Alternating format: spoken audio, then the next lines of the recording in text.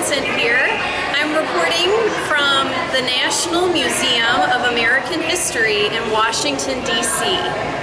It's in this museum where you can see the original Star-Spangled Banner created by Mary Pickersgill that flew over Fort McHenry on September 14, 1814. In the exhibit behind me on the main concourse, you're walked through a brief history of the War of 1812, which then leads you to your viewing of the Star-Spangled Banner. And we all know that it was this banner that inspired Francis Scott Key to write the legendary lyrics to the Star-Spangled Banner. The flag was originally 30 by 42 feet, but as you can see, it is now much smaller. The flag's current size and shape are largely due to the pieces of the flag being cut off and given away as souvenirs many years ago. Small pieces have also been taken for conservation practices. The Smithsonian Institute has invested stupendous amounts of time and effort into the conservation of the Star-Spangled Banner. Hundreds of thousands of hours were invested in cleaning, repairing, and restoring this flag.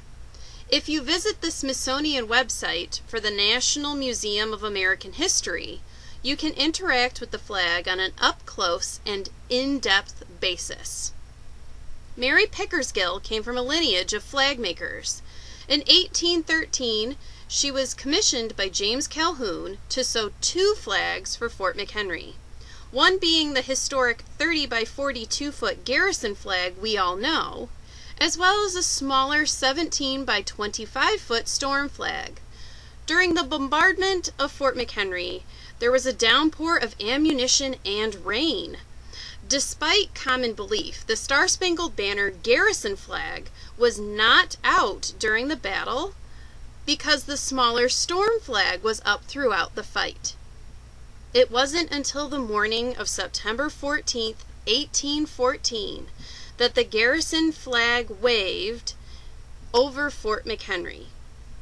More than 200 years old, the flag will forever be a permanent exhibit at the National Museum of American History.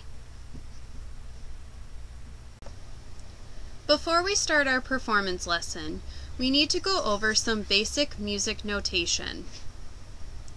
The symbol you're looking at is called a fermata. Fermatas are used by musicians to indicate a note that is to be held longer than its written value. In the Star-Spangled Banner, we commonly put fermatas over the words wave and brave in the first verse.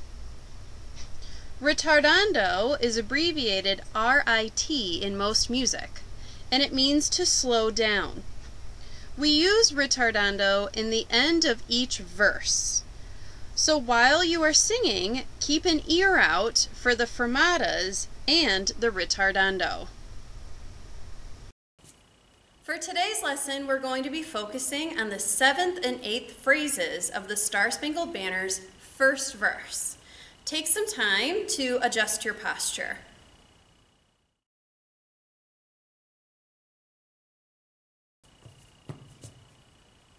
Oh, say does that star-spangled banner yet wave?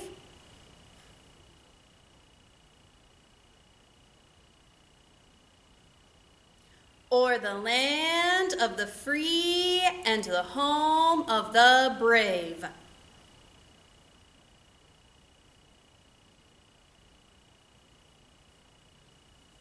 I'm going to link those 2 phrases together. Oh, say does that star-spangled banner yet wave o'er the land of the free and the home of the brave. Ready?